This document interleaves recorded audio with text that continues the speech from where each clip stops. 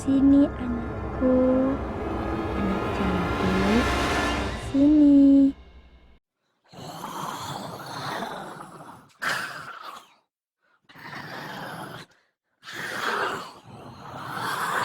Suara lembut seorang perempuan membuatku membuka mata.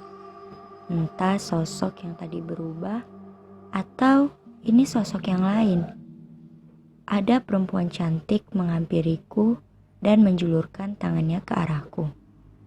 Aku yang sangat ketakutan waktu itu karena teman-temanku juga seperti hantu. Aku hanya bisa menangis seperti dituntun. Sosok perempuan cantik itu membuat tanganku seperti menggapai tangannya. Ini seperti mimpi. Setelah memegang tangannya, rumah ini berubah menjadi istana. Banyak sekali anak kecil di sini, tapi wajah mereka pucat sekali. Aku diajak jalan-jalan ke beberapa ruangan. Perempuan cantik itu tak satu kata pun yang keluar dari mulutnya. Dia terus menuntunku hingga ke sebuah ruang makan. Dia menyajikan banyak sekali makanan seperti sate, lotek, dan makanan lainnya. Maem rikindu. Dia menyuruhku untuk makan. Aku perhatikan dia sedang memakan ayam bakar. Sepertinya dia makan dengan sangat lahap. Saat aku ingin makan, tiba-tiba sayup-sayup terdengar suara ibuku memanggil namaku. Ibu, ibu, di mana ibu? Aku pun seperti mulai sadar. Kamu siapa? Di mana aku? Di mana ibuku? Sontak perkataan itu seperti membuat seisi rumah memandangku. Sang perempuan itu menatapku penuh amarah. Lalu seketika makanan itu berubah. Sate, lotek berubah menjadi usus dan organ dalam yang masih segar dan banyak sekali darahnya. Lalu yang ia makan segumpal darah yang akhir-akhir ini aku tahu kalau itu merupakan ari-ari bayi. Aku takut bukan main. Jantungku berdegup sangat kencang. Lalu sosok itu tertawa. Lalu ia berubah. Mukanya mengelupas, matanya meneteskan darah. Rambutnya panjang terurai, mengenakan baju putih, namun bercak darah di mana-mana, termasuk di bagian perut. Aku bisa melihat usus yang seperti keluar dari perutnya. Aku mencoba berlari, mencari tahu pintu keluar istana ini, sambil menangis dan minta tolong. Ibu, tolongin Laras, ibu. Sosok itu terbang begitu cepat, terbang dengan darah masih menetes-netes.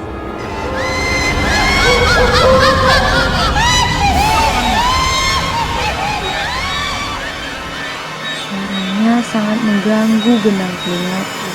Ya Allah, tolongin Laras ya Allah. Aku terus berdoa semampuku sambil menangis. Rasanya seperti sudah di ujung tanduk. Anak-anak seisi tempat itu juga menangis. Mereka juga minta tolong sepertiku. Baru terlihat begitu jelas bahwa anak-anak itu dirantai tangan, kaki, dan lehernya. Mereka menangis, tapi bukan air mata yang keluar, melainkan darah. Dan satu lagi, perut mereka juga seperti sudah diambil organ dalamnya. Aku mendobrak-dobrak pintu besar di sana, namun tetap tidak bisa. Mau kemana, Ndu? Ini rumahmu. Sosok itu dekat sekali. Wajahnya mendekatiku. Aku menutup mataku, menangis, dalam hati terus memanggil ibu dengan keras. Ada Darah yang menetes di wajah dan tanganku. Tangannya menyentuh dan mengelus-elus kepalaku. Terasa jari yang begitu panjang dan kasar. Aku terus memejamkan mata hingga seperti tangan itu mencengkram leherku. Sakit sekali, sangat sakit. Belum pernah merasakan kesakitan yang seperti ini sebelumnya. Tiba-tiba aku seperti tak sadarkan diri. Semuanya gelap, gelap sekali. Aku tak tahu aku di mana. Aku hanya bisa menangis. Sayup-sayup terdengar suara orang-orang menangis. Tapi aku tak tahu arahnya di mana. Karena ini benar-benar gelap. Sayup-sayup terdengar suara kalimat thayyibah dan juga orang-orang menangis. Mataku masih terpejam. Ada yang membaca surah Yasin, ada yang menangis sambil memanggil-manggil namaku. Perlahan, aku membuka mata. Ternyata aku sudah di rumah, tapi banyak sekali orang di sini. Aku sangat kebingungan. Aku pun bangun. Astagfirullahalazim. Seisi rumah kaget. Beberapa ada yang berlarian karena takut. Ibuku memelukku. Ayahku juga. Baru setelah itu aku tahu. Ternyata keluarga sudah menganggap kalau aku sudah meninggal. Aku sudah dimandikan. Aku sudah dikafani. Dari ayahku juga aku mendapatkan cerita kalau aku sudah hilang selama 3 hari. Lalu ditemukan di atas pohon besar di tengah makam dengan keadaan pucat dan sudah tidak bernafas. Aku bersyukur bisa melihat orang tuaku lagi. Diberi kesempatan oleh Tuhan untuk bernafas kembali. Walaupun setelah kejadian itu, aku seperti anak bodoh. Kalau orang-orang menyebutnya linglung. Kadang aku suka melamun sendiri, pendiam, ditanya tidak merespon, dan lainnya. Orang tuaku terus berusaha untuk menyembuhkanku, berusaha mengembalikanku seperti semula. Alhamdulillah, perjuangan mereka tidak sia-sia. Saat itu aku dibawa ke salah satu kiai di pondok pesantren, lalu menginap di sana selama 3 hari. Alhamdulillah sampai sekarang sudah membaik. Dari sudut pandang Ari saat kami berada di dalam rumah kala itu, aku akan menceritakannya sedikit. Hei Laras, Laras, kamu kenapa? Aku bingung melihat Laras tiba-tiba menunjuk ke belakang, ke arah tirai pintu itu. Dia bertanya melihat sesuatu tidak di sana. Padahal kami bertiga tidak melihat apa-apa. Ari, ayo keluar, bagus, ayo. Bram terus mengajak kami untuk keluar. Kamu tega meninggalkan Laras sendirian di sini. Aku kesal sekali dengan sikap Bram saat itu. Tiba-tiba Laras menangis. Menangis dengan sangat kencang sekali. Pergi kalian dari sini. Itu bukan suara Laras, suara orang lain yang keluar dari mulut Laras. Dia kerasukan.